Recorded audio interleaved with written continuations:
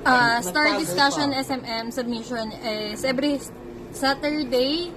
SMM to noong January 30, 2026. Branch RP Nova. Attendees natin is si Jam, Arian, Leah, and Janine.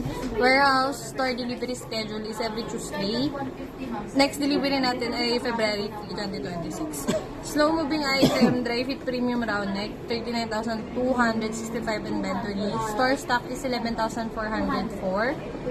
May promo tayo dito sa store na buy 3 for 350. Display is good. Onyx Varsity Jacket, may inventory na 1,362. Store stock ay 377. Display is good. Meron tayong T-Try with collar na may inventory ng 19,544. Sa store stock ay 3,646. Display is poor. Eco bag 1,581. Store stock ay 1,665. Poor mousepad, merong inventory na 425. Store stock ay 55. Display is poor. Flat tote bag, merong inventory ng 17,159. Store stock ay 9,239. Display is poor. Sa website, merong new page ng bags, tsaka banner update. Then, sa new update ng Subli Central, meron silang new Google Ads, merong mga batik-batik design. Then, sa ROM, sa may Save Reply, meron silang topic na update ng Save Reply umbrella, bags, at saka parka jacket. Sa OLM, meron silang new approved marketing sa TIT or Transferit. Item is DTF film printing, may promo na buy 20 get 1 free. Then, colored strap canvas bag na may promo na buy 10 get 1 free. Sa AdSense promo naman, meron tayong tricycle na active na 21, sa streamer 13, then sa sticker 70.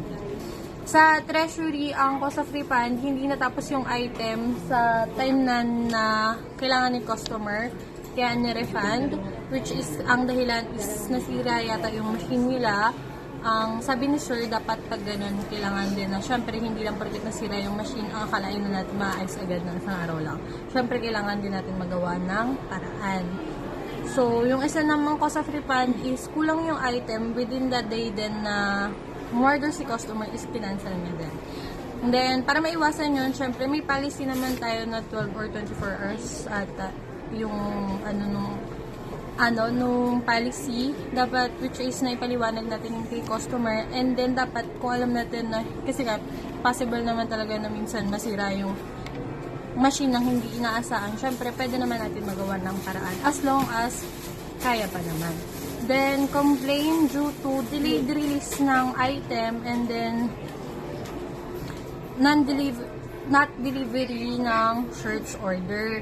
Ito yung nangyari ata doon sa yung items is hindi na ibigay kay customer, then hindi na rin na-update si customer dun sa item na tapos na pala. Then nagsara yata yung store, tapos hindi rin nabilin dun sa katabing store na sa kanila yata kukunin yung item. Dapat doon natutunan natin na make sure natin na complete din yung items. Bukod doon, dapat ma-meet natin na kung yung deadline ni customer, yun yung date na kailangan. Dapat ma-update and masabihan din natin sila. Then, sa HR, merong date ng February 4, topic is cups. Open slot pa ay 5. Store attendee natin si Apidia.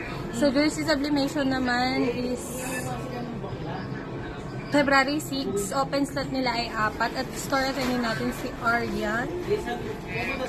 Then, sa garments and consumable posting, tapos naman nila. Yun lang.